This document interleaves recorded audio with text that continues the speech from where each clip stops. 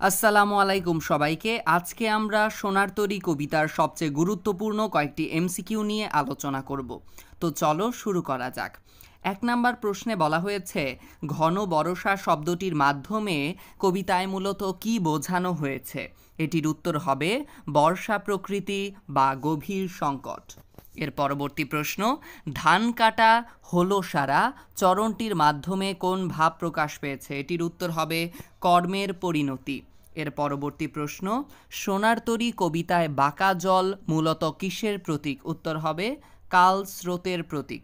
এর পরবর্তী প্রশ্ন, সোনার তরী কবিতায় মূলত কয়টি চরিত্রের সন্ধান মেলে? এটি উত্তর হবে ২টি চরিত্রের সন্ধান মেলে। এর পরবর্তী প্রশ্ন, ভরসা শব্দটির অর্থ কী? উত্তর হচ্ছে আশা। এর পরবর্তী প্রশ্ন, কুল শব্দের অর্থ কী? উত্তর হচ্ছে কিনারা। এর পরবর্তী প্রশ্ন, পরপারে দেখি আঁকা তরু ছায়া মসি মাখা, এখানে মসি মাখা বলতে কি বোঝানো হয়েছে? উত্তর হবে কালো রঙে মাখানো। এর পরবর্তীতে বলা হয়েছে, থরে বিথরে শব্দটির অর্থ কী? উত্তর হচ্ছে সুবিন্যস্ত করে। এর পরবর্তী প্রশ্ন, সোনার ধান নিয়ে তরী কোথায় চলে যায়? উত্তর হচ্ছে অজানা দেশে। এর পরবর্তী প্রশ্ন, খুড় ধারা বলতে কি বোঝানো হয়েছে? উত্তর হচ্ছে খুড়ের মতো ধারালো প্রবাহ বা স্রোত। এর পরবর্তী প্রশ্নে আমরা চলে যাব। প্রশ্নটি হচ্ছে, রবীন্দ্রনাথ ঠাকুরের ছদ্মনাম কি? উত্তর হচ্ছে ভানুসিংহ ঠাকুর। এর পরবর্তী প্রশ্ন, কি কাটা হলো সারা? উত্তর হলো ধান কাটা হলো সারা। এর পরবর্তী প্রশ্ন, সোনার তরী কবিতায় শূন্য নদীর তীরে কে একা পড়ে থাকলো? উত্তর হচ্ছে কৃষক একা পড়ে থাকলো। এর পরবর্তী প্রশ্ন, কোন পংক্তিতে মাঝির অপরিচয়ের নির্বিকারত্ব এবং নিরাসক্তি ফুটে উঠেছে? উত্তর হচ্ছে কোনো দিকে নাহি চায়। এর পরবর্তী প্রশ্ন, সোনার তরীতে কেন কৃষকের ঠাঁই হলো না? এটির উত্তর হবে কৃষকের সোনার ধারে তরীটি ভরে গিয়েছিল।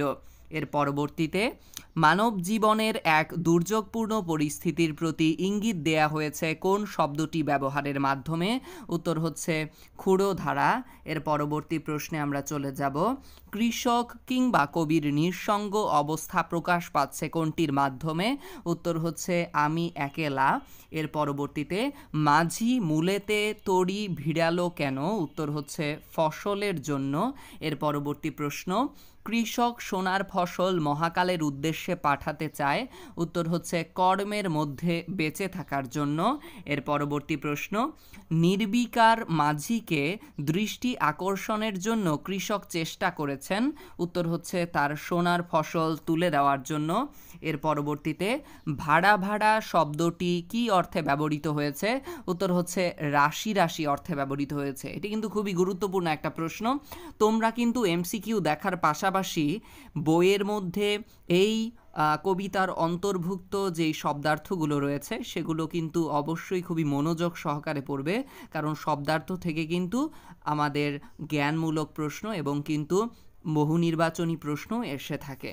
এর পরবর্তী প্রশ্নে আমরা চলে যাব, কোন সময়ে ক্ষেত সমেত নদীর তীর নদীর গ্রাসে হারিয়ে যায়?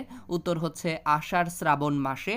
এই টাইমলাইনগুলোও কিন্তু তোমাদের খুবই মনোযোগ সহকারে দেখতে হবে। এর পরবর্তী প্রশ্নে আমরা চলে যাব, সোনার তরী কবিতাটির নামকরণ নিষ্ঠুর মহাকাল রাখা যেত নিচের কোন যুক্তিতে? উত্তর হচ্ছে দার্শনিকতার ভিত্তিতে। তো এই ছিল আমাদের সবচেয়ে গুরুত্বপূর্ণ সোনার তরী কবিতার অংশ থেকে। তোমরা এরকম আরও ভিডিও পেতে আমাদের চ্যানেলের সাথেই থাকবে। তো আজকে এই পর্যন্তই। সবাইকে আসসালামু আলাইকুম।